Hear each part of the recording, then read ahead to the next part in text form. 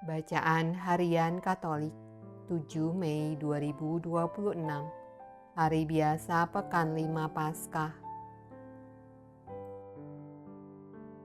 Marilah berdoa.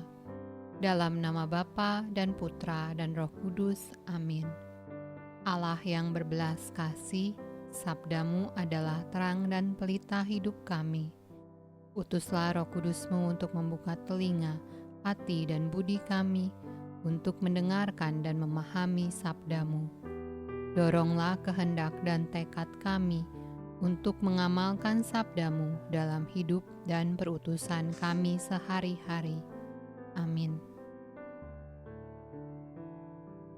Bacaan dari Kisah Para Rasul.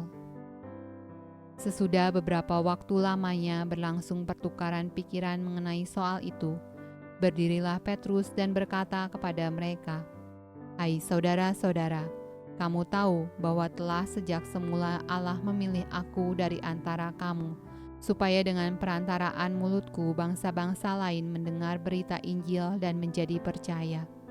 Dan Allah yang mengenal hati manusia telah menyatakan kehendaknya untuk menerima mereka, sebab Ia mengaruniakan Roh Kudus juga kepada mereka, sama seperti kepada kita. Dan Ia sama sekali tidak mengadakan perbedaan antara kita dengan mereka, sesudah Ia menyucikan hati mereka oleh iman.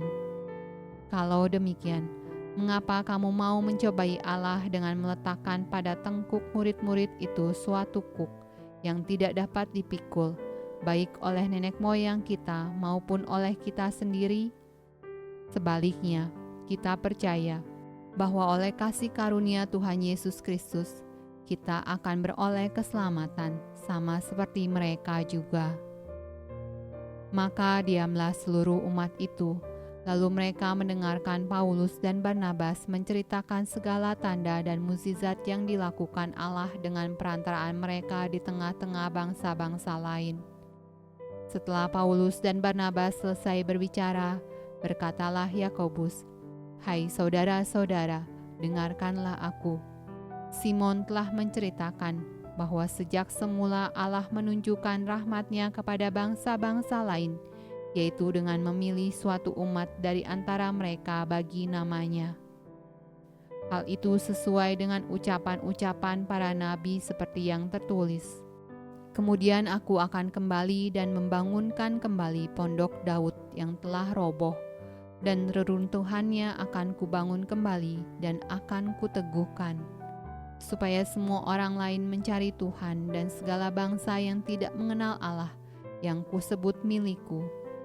Demikianlah firman Tuhan yang melakukan semuanya ini, yang telah diketahui dari sejak semula.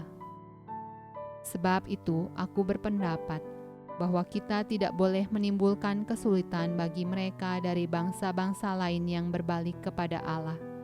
Tetapi kita harus menulis surat kepada mereka, supaya mereka menjauhkan diri dari makanan yang telah dicemarkan berhala-berhala, dari percabulan, dari daging binatang yang mati dicekik, dan dari darah.